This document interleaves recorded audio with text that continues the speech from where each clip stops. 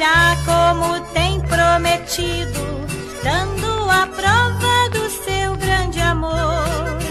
O Senhor vai voltar de novo, seu poder e glória Ele traz, a fim de buscar o seu povo, que não vai sofrer nunca mais.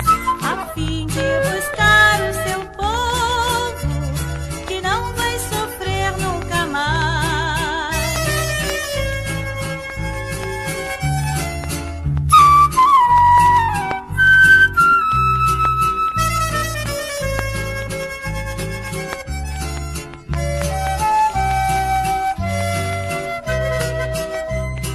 Vamos, irmãos, lutar confiantes, combateremos o poder do mal, não recuando um só instante, que nossa vitória será eternal.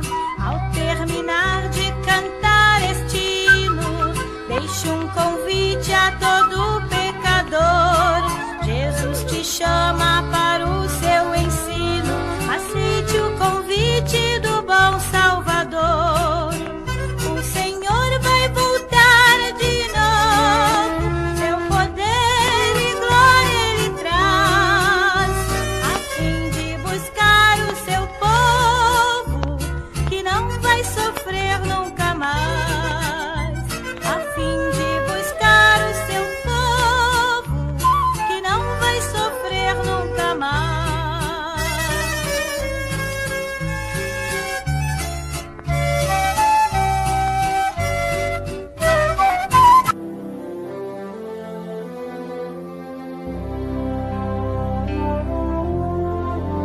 Em fervente oração, vem o teu coração na presença de Deus derramar. Mas só podes fluir o que estás a pedir quando tudo deixares no altar. Quando tudo perante o Senhor estiver, e tanto teu ser Ele controlar,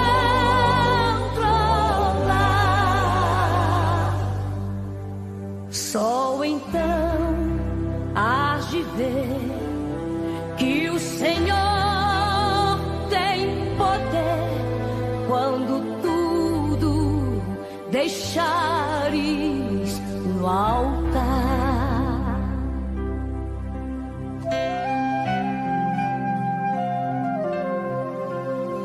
Maravilhas de amor te fará o Senhor, atendendo a oração que aceitar. Seu imenso poder te virá socorrer quando tudo deixares no altar. Boa noite, na paz do Senhor Jesus. Aqui estamos para o nosso culto de estudo, amém? Aqui estamos em nome de Jesus para estarmos estudando os sinais precursores da volta de Cristo. Também vamos estar orando pelo nosso caderno de oração. Você que está conosco é muito bem-vindo, em nome de Jesus. Amém. Nós já vamos estar orando para iniciarmos o nosso culto desta noite. Amém? Só me dê um sinal, você que já está comigo. Já são 20 horas e 2 minutos. Amém? Então, quero cumprimentar todos com a paz do Senhor Jesus. Louvado seja o nome do Senhor. Amém? Graças a Deus. Vamos orar. Orar pela nossa nação, orar pelo nosso caderno de oração, orar por vocês que vão estar comigo nessa live. nesse estudo. Esperamos em Deus que seja uma bênção para a sua vida, amém? Pai Celeste, queremos te agradecer pelo dia, pelas vitórias desse dia que nos concedeste, Pai. E agora que estamos iniciando esta live deste culto de ensino, Pai, dá-nos a graça de sermos um instrumento nas tuas mãos para abençoar muitas vidas, Pai. Eu oro pelo nosso caderno de oração, por todos os pedidos que ali estão, Pai, na esperança da tua intervenção, na tua ajuda e do teu socorro.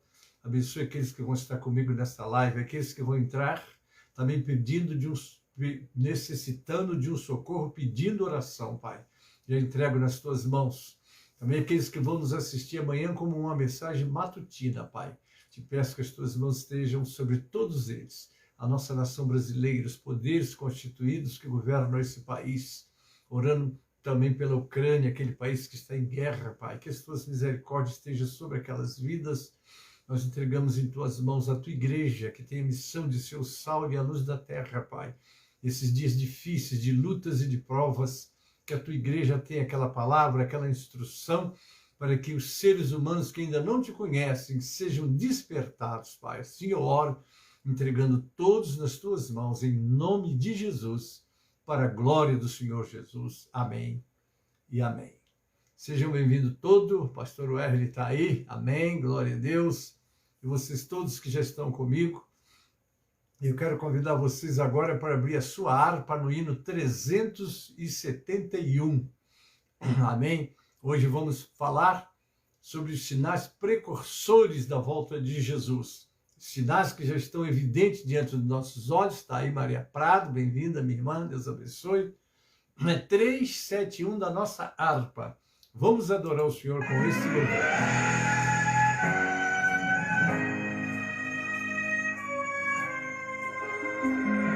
Virei no grande dia em que lutas findarão, todos os males de agonia deste mundo cessarão. Cessará no céu o pranto, pois não haverá mais dor, e ouvirá o canto dos gremis. Francisco Miranda, Pai do Senhor, bem-vindo, querido. Vou estar com Cristo. Eusira e Eosias, um abraço, queridos, a paz do Senhor. Eu almejo hoje estou e seguir sempre após. Cessará no céu o pranto, pois não haverá mais dor, e ouvir-se-á o canto dos remidos do Senhor. Jesus está meu guia. Cíntia Batista, Pai do Senhor, bem-vinda. Quem assim em Deus confia, lá no céu há de chegar. Cessará no céu o pranto, e vai enxugar dos nossos olhos toda lágrima. E ouvir-se-á o canto dos remidos do Senhor. Glória a Deus, glória a Jesus. Amém, amados. Louvado seja o nome do Senhor. Estamos assim, nesses dias difíceis, né? E Jesus, daqui a pouco, vai arrebatar a sua igreja, e aí vai ser só glória, só maravilha. Imagine como será. Aqueles que já estão lá na glória estão desfrutando, não é? desta glória maravilhosa. E nós ainda estamos aqui, não é? Ainda na prova, cumprindo a nossa missão, mas daqui a pouco nós também estaremos lá, amém? Quando não, o grande arrebatamento, né? Porque vai de fato cessar todo pranto vai cessar. Amém, amados? Nós já vamos estar entrando na nossa meditação. E hoje nós vamos falar exatamente, não é, sobre os sinais precursores da segunda vinda de Cristo. Quantos sinais, não é verdade? 2000 anos atrás, os discípulos do Senhor Jesus lhe perguntaram: qual sinal haverá da tua vinda e do fim do mundo? E Jesus vai dar uma série de explicações sobre guerras, rumores de guerras, não é, epidemias, não é, enchentes, o que nós estamos enxergando isso daí com os nossos olhos, não é verdade? Lá em 2 de Pedro 3, ele vai falar sobre o dia do Senhor e a volta de Jesus. O apóstolo Pedro nos ensina sobre os últimos dias. Muitos consideram a volta de Jesus Cristo algo demorado, que não irá mais acontecer. Pedro adverte que o tempo para Deus funciona de maneira diferente e alerta para a sua fidelidade. Nenhuma de suas promessas deixou de ser cumprida. Tudo, ele disse, os céus e a terra passarão, mas as minhas palavras não hão de passar. E nos motiva a preservar a paciência do Senhor, porque isso é sinônimo de salvação. Nós temos no livro de Pedro alguns textos que falam sobre os últimos dias, a promessa da volta, o dia do Senhor, e também sobre a paciência que os cristãos devem possuir. Mas hoje eu quero trazer para a nossa reflexão alguns sinais precursores da volta de Cristo. Nós vamos encontrar o Senhor falando sobre a figueira como um sinal profético da volta de Cristo. Curioso é que a figueira, desde o Éden, que é esta árvore ou arbusto dos países quentes que chegam a alcançar 9 metros de altura, relaciona-se com a humanidade de forma profética. A figueira. Quem que está aí agora? Rosana Santos. A paz do Senhor, é a família mesmo, minha irmã. Que mensagem poderosa, não é? E como Noé nos deixou exemplo, foi bênção. Hoje a nossa irmã Rosana Santos falando sobre a família, a importância da família. Um abraço, querida, é isso mesmo.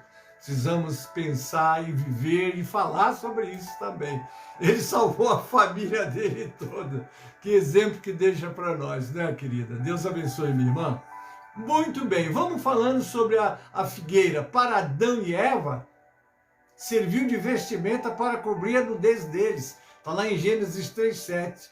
Então foram abertos os olhos de ambos, depois que eles desobedeceram a Deus e pecaram, né?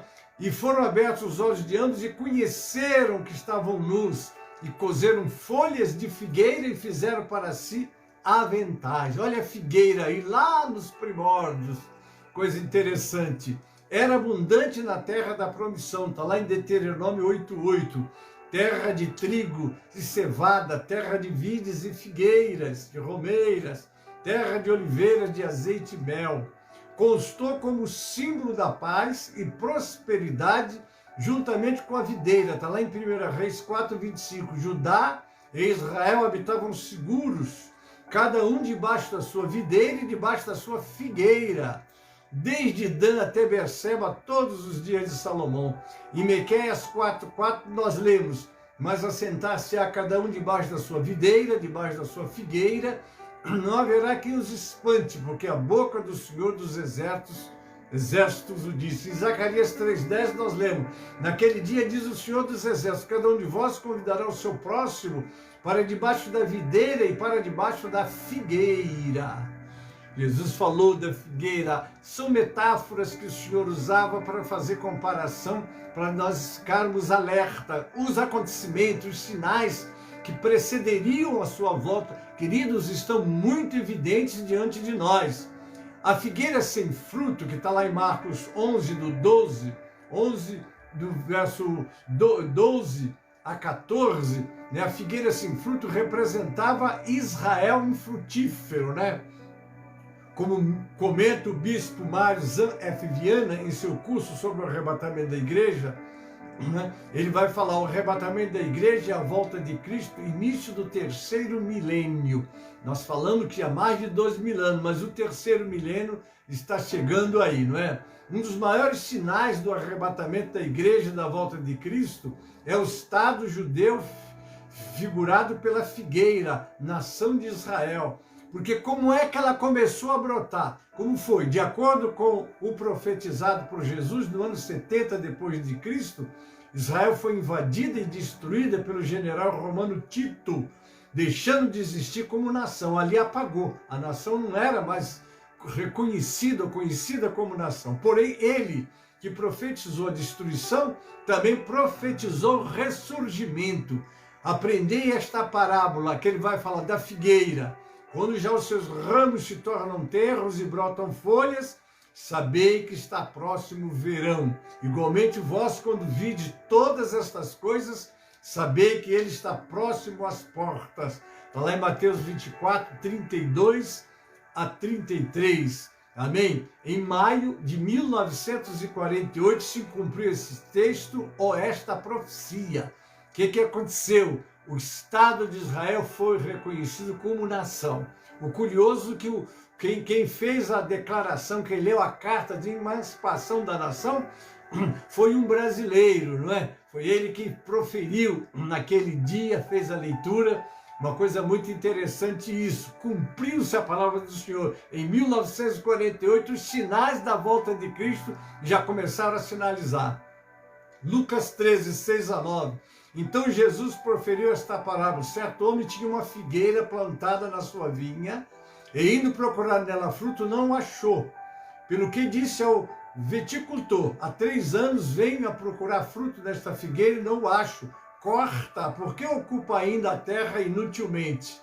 Ele, porém, respondeu: Senhor, deixa este ano até que eu escave a esterque, se der fruto ficará, senão pode mandar cortar. Uma figueira sem fruto, a nação de Israel. Mateus 21, 18 a 20, nós lemos: de manhã, ao voltar para a cidade, teve fome, e avistando uma figueira à beira do caminho, dirigiu-se a ela, mas não achou nela senão folhas. E disse-lhe: nunca mais nasça fruto de ti. E a figueira secou imediatamente. Perguntaram espantado: como secou imediatamente a figueira? Em 10 de agosto do ano 70 se cumpriu esse texto e esta profecia. A figueira Israel foi cortado como nação. Que coisa, né, irmãos? A palavra do Senhor, este livro de capa preta, com 66 livros, 39 no Antigo Testamento, 27 no Novo Testamento, trazendo no Antigo Testamento as informações, o que foi para a vida daqueles que tinham a missão de tornar o Senhor Deus conhecido, não é? A promessa de Jesus veio, e quando Jesus chegou, que era o prometido que viria para eles, eles o crucificaram, eles não o aceitaram. Então a missão de tornar Jesus conhecido saiu das responsabilidades deles e agora está com a igreja. Somos nós que temos essa missão. Em Mateus 21, 43 a 45, portanto eu vos digo que o reino de Deus vos será tirado e será entregue a um povo, qual? A igreja de Cristo, judeus e gentios que produzam os seus frutos. Queridos, se há uma coisa que Deus espera de todos nós, é resultados. Eu disse, repito isso, trabalhei para 3 patrões. Meu primeiro patrão foi português. Ele dizia assim para mim: Gênesis, eu quero resultado. Depois trabalhei para os americanos. E ele disse: Gênesis, eu quero resultado. Eu agora trabalho para o Senhor. E eu vou dizer para vocês o que o Senhor diz do Gênesis: eu quero resultado. Ele, na parábola dos talentos, ele mostrou: deu para um 5, deu para outro 2, deu para outro 1. E o texto conclusivo diz: cada um conforme a sua capacidade. O que Deus quer de você? O que Deus espera de você? Resultado. E o resultado que Deus espera do Gênesis de você é trabalhar o reino dele, proclamar o reino dele. Nós não proclamamos o reino dele só pregando, mas vivendo. Como hoje nós ouvimos uma excelente mensagem com a nossa irmã Rosana Santos, né? Famílias ganhas para Deus. E quando as nossas famílias são ganhas para Deus, como está no Salmo 128, é uma bênção para a mulher, é uma bênção, os filhos são uma bênção, e a nação recebe esse reflexo, porque quando a família está estruturada, ela é uma bênção onde ela estiver. Vamos lá, a figueira era e é a nação de Israel. A figueira, isto é, Israel, foi cortada porque não deram os frutos desejados pelo Pai Eterno. E não esqueça daquela atenção que Paulo nos chamou. Se ele não poupou a verdadeira, não pense que poupará você que foi enxertado, né? Nós somos enxertados na oliveira verdadeira. Você e eu fomos enxertados, gentios.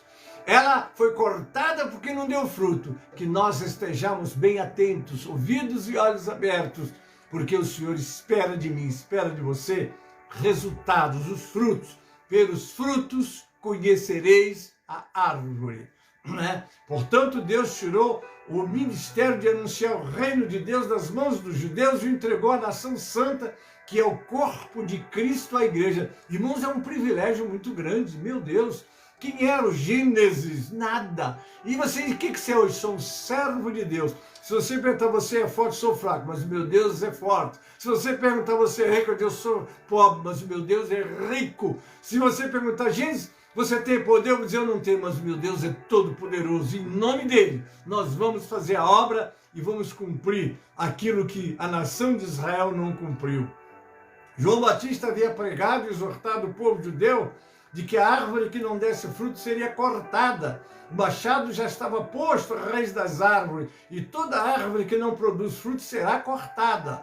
Em Mateus 3,10, pois bem, Israel foi cortado da comunhão com Deus, mais ou menos no ano 70 da era cristã. O general romano Tito invadiu Jerusalém, Israel, queimou, olha só, queimou, incendiou a cidade, e os judeus foram espalhados entre as nações, apelidado de judeus sem pátria. Israel foi realmente cortado, isto é, a figueira secou e foi cortada. Mas não nos esqueçamos que, embora espalhada entre as nações e sem terra, territórios, a raiz da figueira permaneceu na terra. Deus cortou a figueira, mas não arrancou a raiz. O profeta Daniel havia profetizado: depois das 62 semanas será morto ungido, Jesus, e não será mais. E o povo do príncipe, aqui é com letra minúscula, que há de vir, que é o anticristo, destruirá a cidade e o santuário, e o seu fim será uma inundação, até o fim haverá guerra, e estão determinadas assolações. Está lá em Daniel 9:26. Nota desse autor, que eu fui o autor deste livro, né? Neste momento que escrevo, isso foi em 2009, me desculpem, hein? Este livro, janeiro de 2009, assistimos pesarosos o conflito na faixa de Gaza entre Israel e o grupo palestino Hamas, com centenas de mortos. Um cientista político comentou certa vez: Israel é o estopim da Terceira Guerra Mundial. Que Deus nos ajude que este comentário seja um equívoco. Continuando o comentário do bispo Marzan, né, ele diz: por isso, em 1948, a raiz da figueira brotou, quando a ONU, Organização das Nações Unidas, reconheceu o direito de Israel voltar às suas terras. E o povo judeu, que estava sem pátria desde o ano 70 da era cristã, volta à sua doce terra. Não esqueçamos que Jesus profetizou: olhai para a figueira, pois um grande sinal para a sua igreja em relação à sua volta e ao arrebatamento é o ressurgimento de Israel à figueira. Em Isaías capítulo 60, versículo 8 e outros, estavam profetizados o retorno de Israel à sua terra e a Jerusalém. Quem são esses que vêm voando como nuvens e como pombas aos seus ninhos? Aqui está profetizado o retorno dos filhos de Israel das nações para onde foram enviados no ano 70 da era cristã. Deixa eu dar uma paradinha aqui. Eu tive um colega, já dorme o senhor, né, pastor Odovando Gomes, não está mais entre nós, somos colegas juntos, pastoreamos a mesma igreja. Ele foi a Israel. Ele disse: Gênesis, uma das coisas que a gente fica mais entusiasmado, maravilhado, eu, enquanto estava em Israel, via chegando gente chegando sempre, entrando, vem uns que falam esse, aquele, o outro idioma. e eles vêm para restaurar o idioma deles, que é o hebraico, não é? Esse idioma está sendo restaurado na nação. Então, o que acontece? Isso tudo cumprindo-se o que, meus queridos? A palavra de Deus, amém? Multidões de judeus retornando de aviões à terra, Israel, nuvem voando em mim. Aqui contém também uma profecia sobre a invenção do avião, porque eles viriam voando, eles estão vindo voando, mas naquela tempo da profecia não existia avião, mas agora existe, no retorno deles, eles retornam de avião.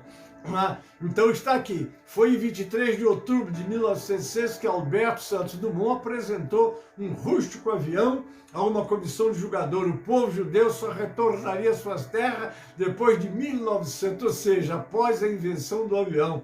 Pois sem a invenção deste engenho, como cumpriria a profecia? Queridos, ai, irmão Rosana que está aí, eu fico pensando, irmão, sabe o que é?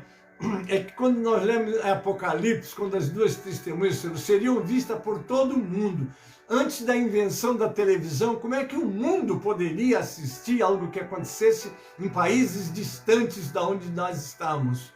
Mas olha, hoje é fácil, né? Em qualquer lugar do mundo. Eu estou aqui agora pregando, tem gente dos Estados Unidos que nos ouve, Itália, em outros lugares, estão sempre entrando. Ah, pastor, estou aqui na Itália te assistindo, estou aqui nos Estados Unidos te assistindo, estou aqui na Bolívia. Então hoje eu estou aqui sendo visto por diversos países e posso ser visto pelo mundo inteiro, cumprindo-se a palavra de Deus, porque os olhos de Deus não é como nós, que só vê o que está diante de si. Os olhos de Deus enxergam o último dia desse globo.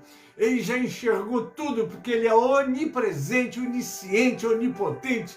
Esses atributos principais do Senhor coloca muito acima de tudo que nós podemos ver ou pensar. Amém? O capítulo 60, versículo 8 do livro do profeta Isaías é uma profecia que se cumpriu e está se cumprindo para Israel e para Jerusalém. Embora Israel, isto é, a figueira, tenha brotado, uma coisa importante deixou de acontecer em 1948.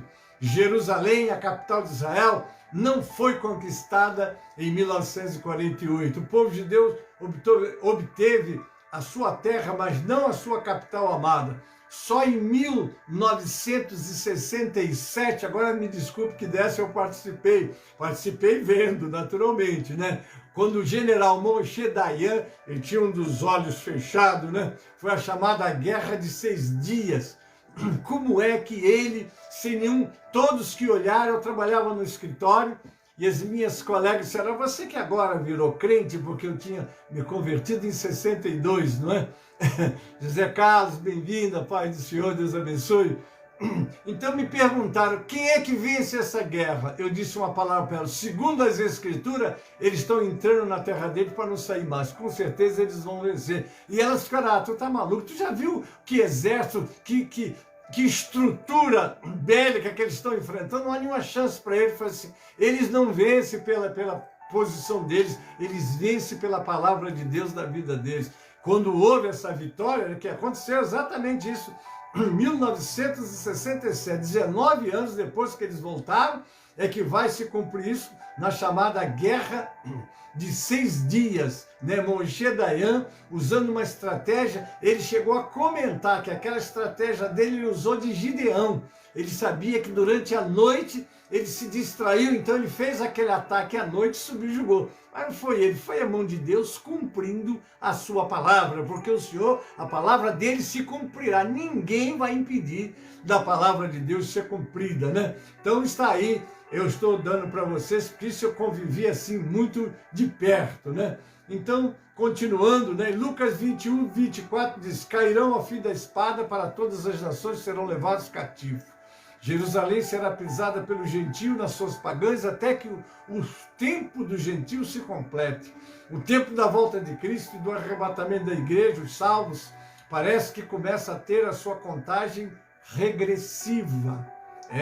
A partir desta data, pois no início do terceiro milênio do século XXI, deverá ocorrer o arrebatamento da igreja e a volta de Cristo.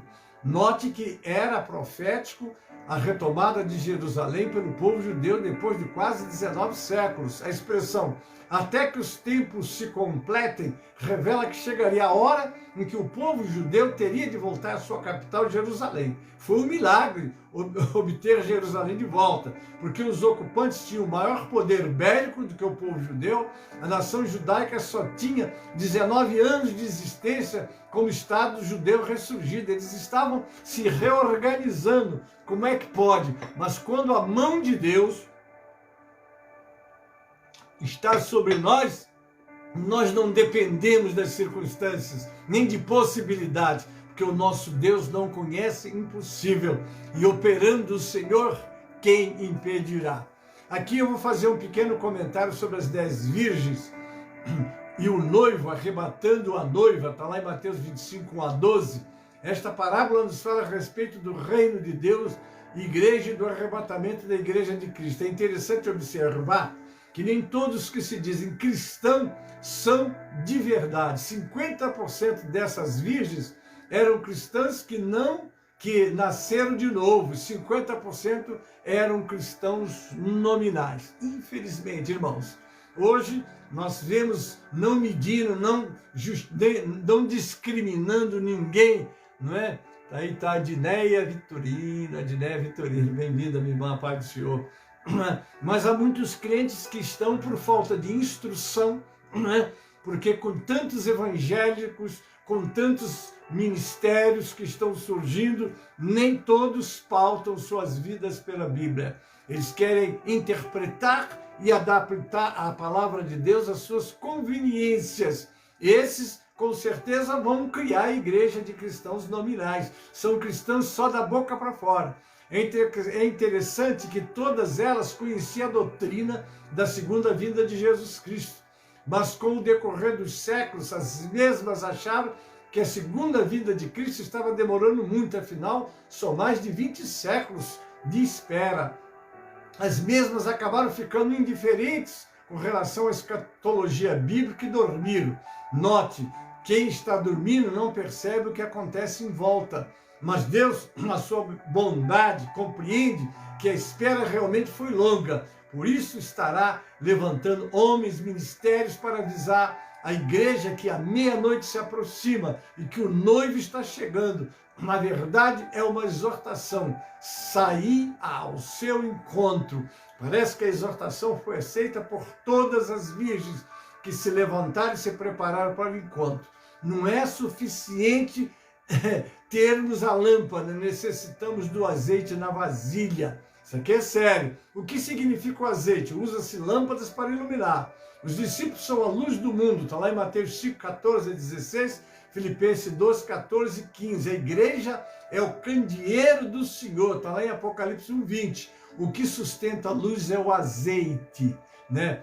Aí é que está, o que sustenta a luz é a nossa fé, a esperança, o amor, o zelo, o conhecimento das Escrituras, a paciência, a firmeza, a prática da palavra de Deus. Porque tem muitos que conhecem, mas não praticam, acham, não, isso daqui é só para me despertar, mas eu não tenho que praticar isso. Deus sabe que eu não tenho condições de praticar. Quem disse que você não tem?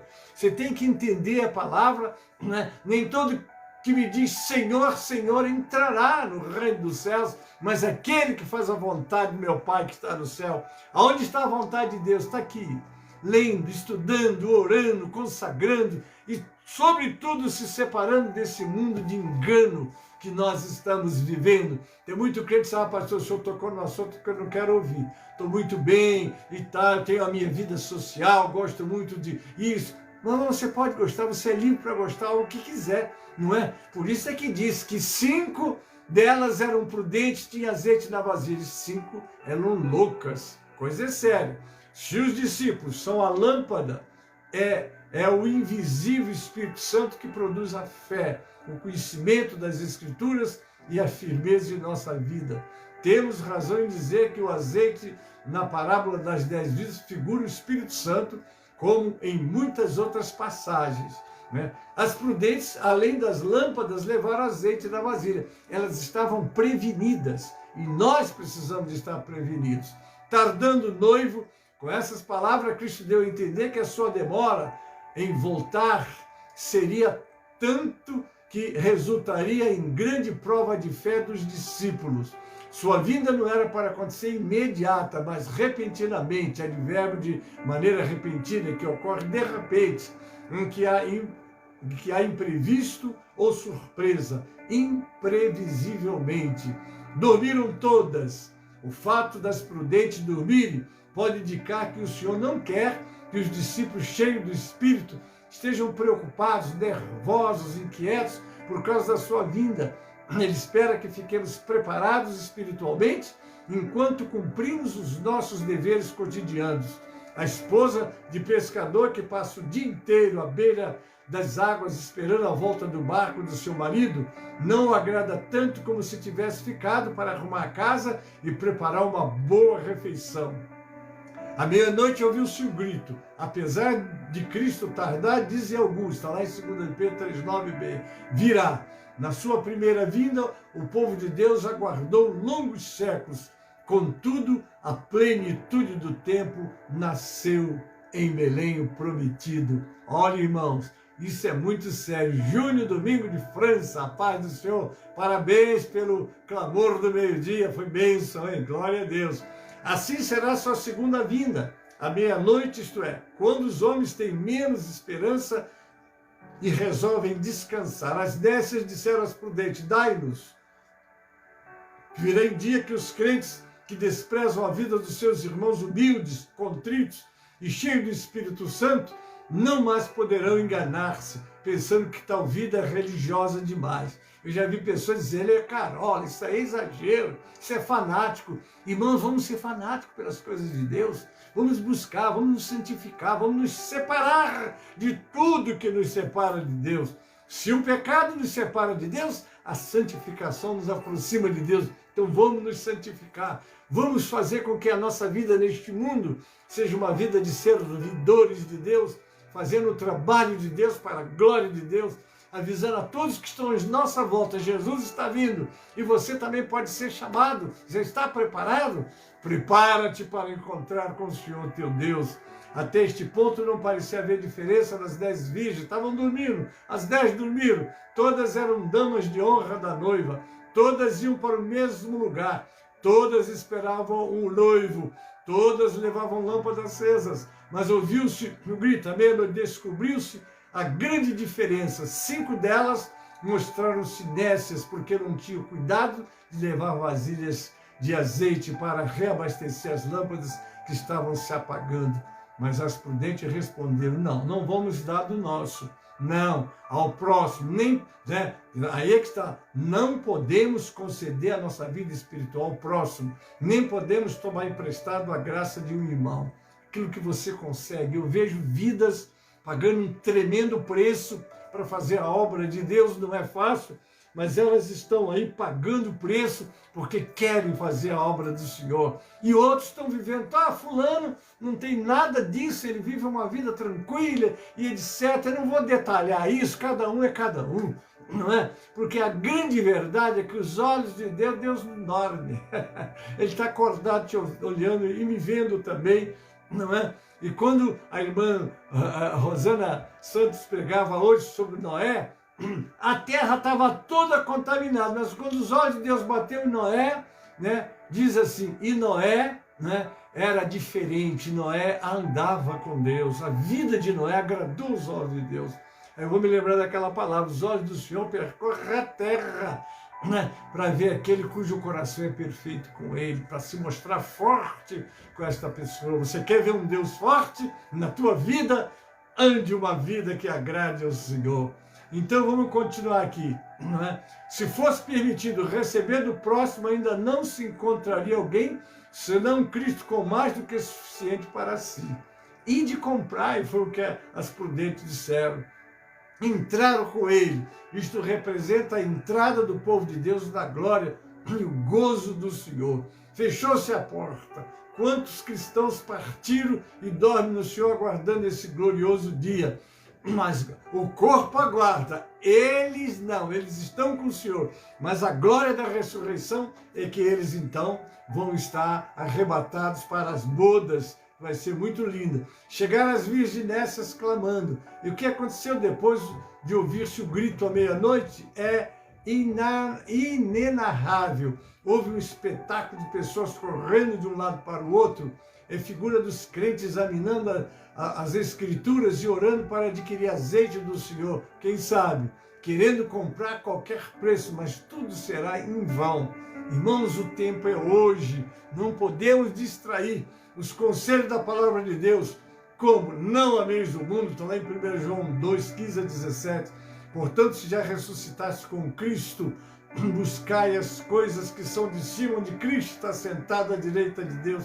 Pensai nas coisas que são de cima, não nas que são da terra, porque já estás mortos e a vossa vida está escondida com Cristo em Deus. Quando Cristo, que é a nossa vida, se manifestar, então também vós vos manifestareis com Ele em glória. Está lá em Colossenses 2, Colossenses 3, né? Versículos 1 a 4. Muitos escutam, mas não ouvem. Jesus disse, estando dois no campo, será levado um e deixado outro, estando duas moedas no moinho, será levado uma e deixado outra, e conclui, vigiai, pois, porque não sabeis a que hora de vir o vosso Senhor. Não é? Então precisamos, amados, estar muito preparado, não é? Preparado mesmo, né? Entendemos que a meia-noite do texto se refere à meia-noite espiritual da humanidade, não é de relógio terreno, nem poderia ser por causa do fuso horário. Não existe em todo o planeta uma meia-noite simultânea, existem fuso horários que diferenciam de um estado para o outro. Então essa meia-noite, ela tem o sentido figurativo. Deixo aqui alerta para a igreja de Jesus, vigiai, vigiai, vigiai. Como a lua cheia que reflete a luz intensamente do sol, por não ter obstáculo do globo terrestre, entretanto, quando esse se interpõe entre a lua e o sol, dá-se a minguante, não iluminando quase nada, e no eclipse não ilumina nada. Assim somos nós que refletimos a luz de Cristo, quando o mundo, com seus prazeres e entretenimentos, se coloca entre nós e Cristo, nossa luz diminui de intensidade de acordo com a influência mundana, dá o seu eclipse, apaga-se totalmente. Quantos crentes que já foram bênçãos nas mãos de Deus e agora estão apagados? Precisa acordar, despertar, né? Podemos dizer que o planeta caminha para a meia-noite espiritual da humanidade. Não é de se admirar que o anticristo venha num momento de densas trevas, mas também percebemos que após a meia-noite espiritual da humanidade, os cristãos evangélicos do planeta Terra serão tirados da terra e levados para a presença da luz perfeita que é Deus. Como Enoque e Elias foram tomados da terra e levados ao céu, assim acontecerá com a igreja de Jesus Cristo. Amém, querido? É isso que vai acontecer. Daí a necessidade de estarmos muito atentos. Nós temos uma estratégia de Satanás, há um provérbio popular que se cria, dificuldade para se vender facilidade. Aquele que vem roubar, matar e destruir desde o Éden, vem preparando o mundo como um palco para receber o anticristo. E nestes últimos dias que antecedem o arrebatamento da igreja e a volta de Cristo, o mundo todo tem mergulhado em um descontrole nunca visto antes. O que nossos olhos contemplam nos telejornais, o que acontece à nossa volta, nunca, mas nunca mesmo o mundo experimentou tanta dificuldade nos campos político, econômico, religioso e da insegurança. Ninguém imagine surgir no cenário mundial hoje, globalizado, alguém que resolva todos esses problemas.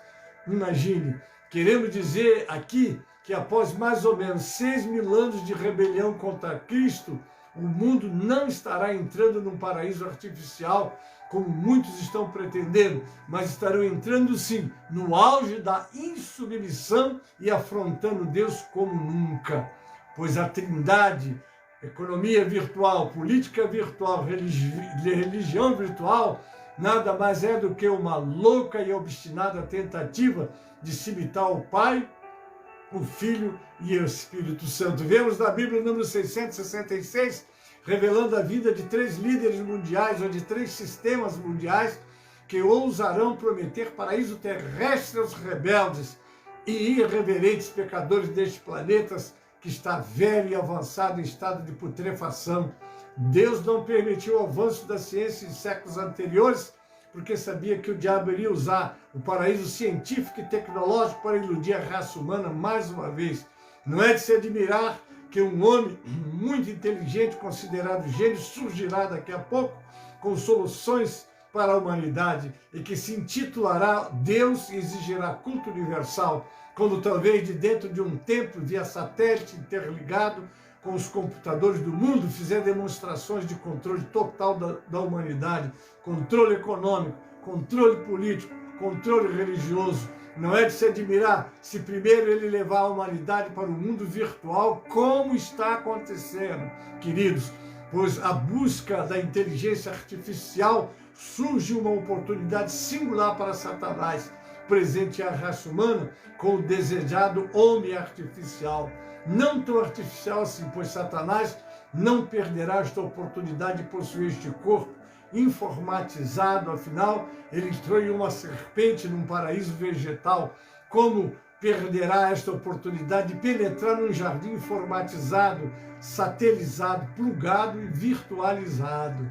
Este planeta rejeitou aquele que é a imagem do Deus invisível, agora optará pela imagem de um ditador virtual maligno e maléfico, embora como Eva, os habitantes deste mundo virtual não saberão discernir, o que é entre Deus e o diabo. A árvore da ciência do bem e do mal ainda continua. Isso é tremendo, isso é terrível, irmãos, mas é isso mesmo, ela ainda continua, não é isso?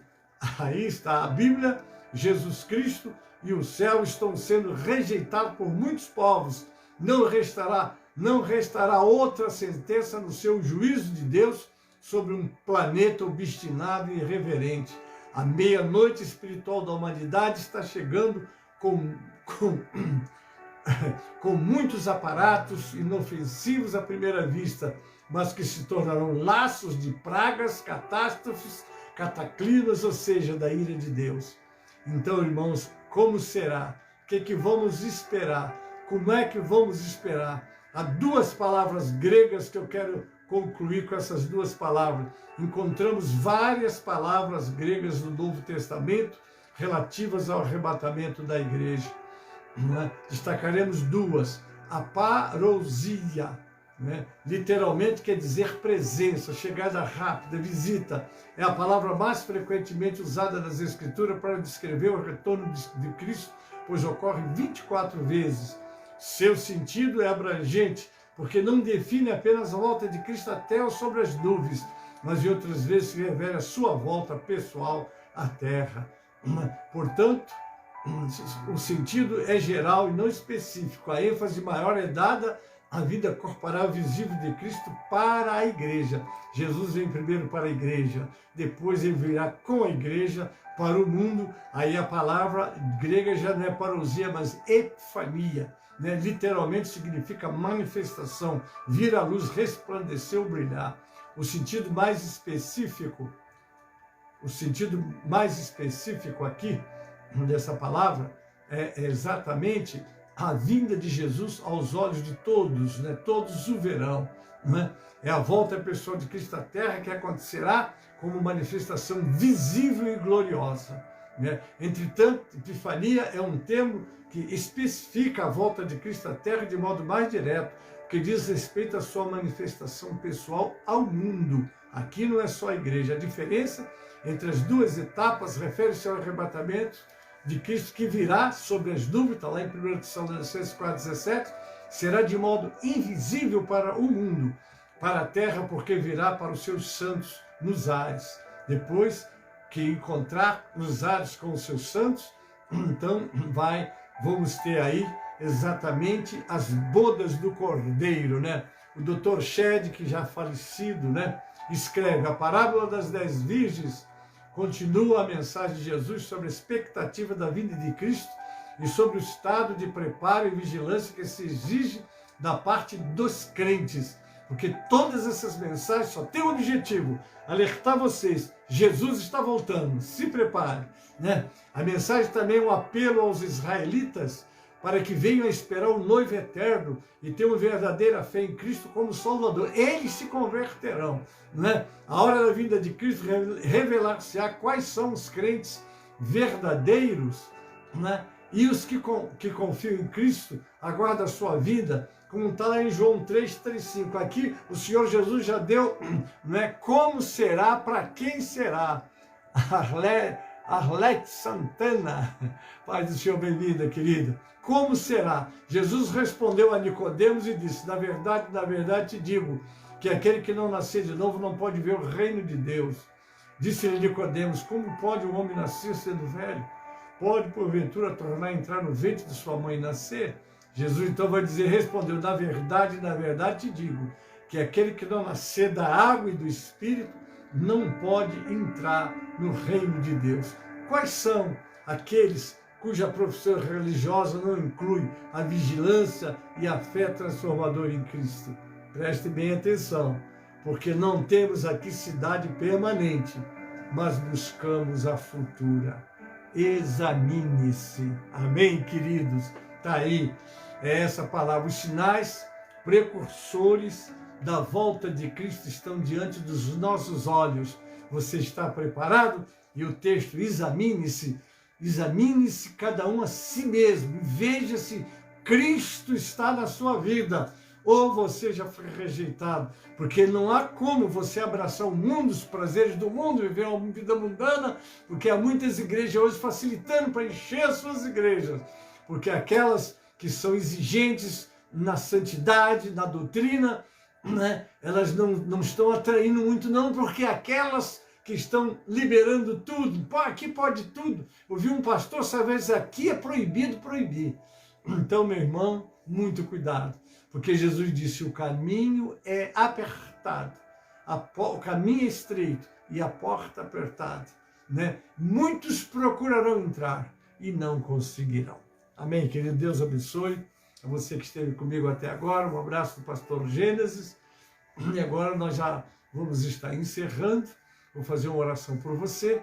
E quero lembrar você que hoje, às 15 para meia-noite, até 00:30, nós temos o nosso pastor Elci Santana, não é, com uma audiência com você e Deus. Não perca, é uma bênção esse trabalho e com certeza você vai ser muito abençoado. E amanhã pela manhã, né, essa mensagem estará como mensagem matutina, mas nós temos aí o pastor Wesley, que está aí conosco, né, estará com a primeira hora, que é uma bênção, é uma bênção. Você deita com o pastor Elci Santana e acorda com o pastor Wesley, e durante o dia você vai ter sempre um pastor, uma irmã, enfim, a obra do Senhor na sua vida para você manter alertado. Jesus está voltando, prepara-se para encontrares com o Senhor teu Deus, amém? Quero agradecer a todos e orar para encerrar. Pai Celeste, obrigado porque pude cumprir a missão que me deste para esta noite. Que essa palavra desperte os que estão adormecidos, levante os que estão caídos e renove aquele que está precisando de uma renovação. Abençoe todos que estão comigo, Pai, aqueles que vão estar amanhã de manhã com uma mensagem matutina, peço abençoar também. Fica conosco, Pai. Eu oro assim, entregando todos em tuas mãos, em nome de Jesus, para a glória do Senhor Jesus. Amém e amém. A graça do Senhor Jesus e o amor de Deus, o nosso Pai, a comunhão e as consolações do Espírito Santo seja convosco, amados, com todo o povo de Deus que está na terra. Amém. Um abraço a todos os companheiros que estão aí e que Deus vos abençoe, vos guarde e vos livre do mal. Amém.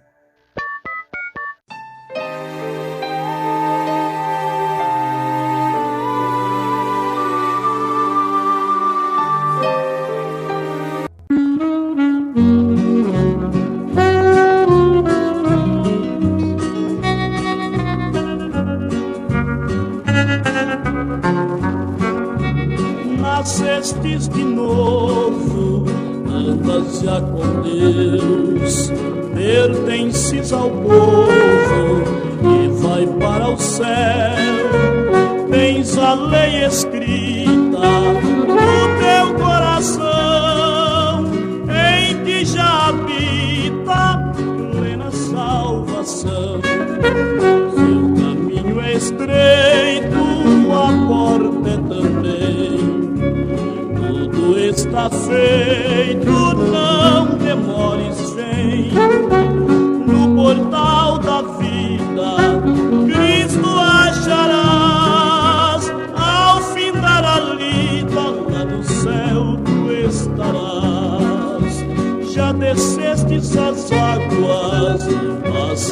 Jordão.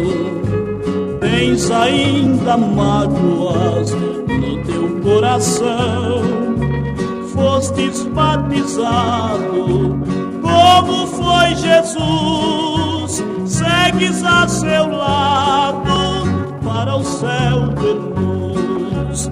Seu caminho é estreito, a porta é também. Tudo está feito, não demores, vem. No portal da vida, Cristo acharás. Ao findar a lida, lá no céu tu estarás.